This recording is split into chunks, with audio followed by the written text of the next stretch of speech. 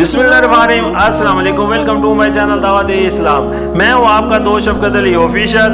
उम्मीद करता हूँ कि आप सब लोग ईमान के आला दर्जे पे होंगे।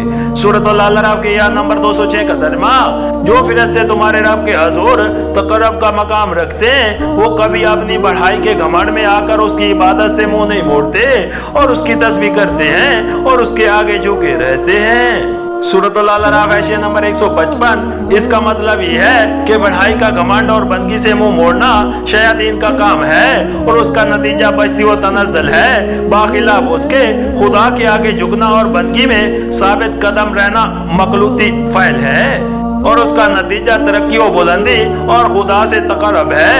अगर तुम उस तरक्की के ख्वाहिशमंद हो तो अपने तर्ज अमल को शयातीन के बजाय मलाइका के तर्ज अमल के मुताबिक बनाओ। सूरह अल-अराफ आयत नंबर 156।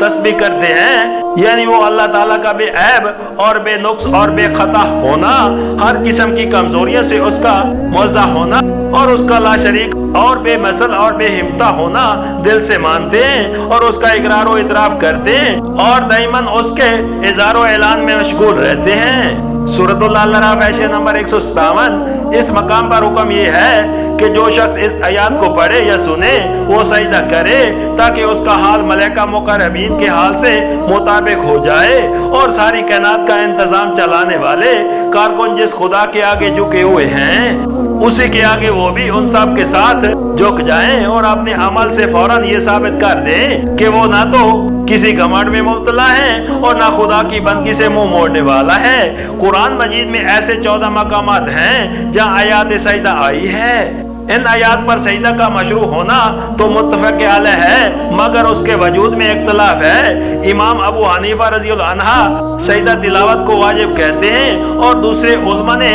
उसको सुन्नत करार दिया है। नबी करीम सल्लल्लाहु अलैहि वसल्लम बसा औकात एक बड़े मजमे में कुरान पढ़ते और उसमें जब आयात सजदा आती तो आप खुद भी सजदे में गिर जाते थे और जो शख्स जहाँ होता वहीं सजदा रेज हो जाता था। हत्ता कि किसी को सजदे करने के लिए जगह ना मिलती तो वो अपने आगे वाले शख्स की पीठ पर सर रख देता। ये भी रिवायत में आया है कि आपने फतह मक्का के मौके पर कुरान पढ़ा और उसमें जब आयात सजदा आई तो जो लोग जमीन पर खड़े थे उन्होंने जमीन पर सजदा किया और जो घोड़ों और ऊंटों पर सवार थे वो अपनी सवारियों पर ही झुक गए।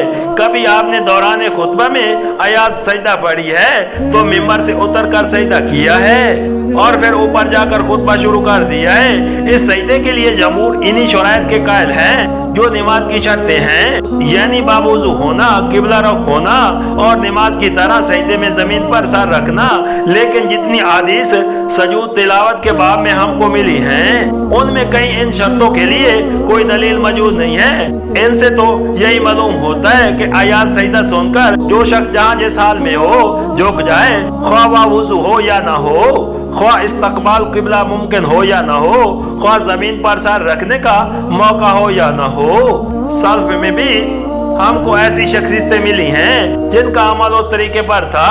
चुनाचे इमाम बुखारी ने हजरत अब्दुल्ला बिन उमर के मुतल्लिक लिखा है कि वो वुजू के बगैर सजदा तिलावत करते थे और अबू अब्दुर्रहमान सलमी के मुतल्लिक फतह अल बारिया में लिखा है कि वो रास्ते चलते हुए कुरान मजीद पढ़ते जाते थे और अगर कहीं आयात सजदा आ जाती तो बस सर झुका लेते थे, ख्वाह बावुज़ू हो या ना हो और ख्वाह किबला रुख भी हो या ना हो। इन वजूद से हम समझते हैं कि अगरचे ज्यादा मबनी पर एहतियात मसलिक जमहूर ही का है, लेकिन अगर कोई शख्स जमहूर की मसलिक के खिलाफ अमल करे तो उसे मुलामत भी नहीं की जा सकती, क्योंकि जमहूर की तायीद में कोई सुन्नत साबित मौजूद नहीं है और सल्फ में ऐसे लोग पाए गए हैं जिनका अमल जमहूर के मसलिक से मुख्तलिफ था।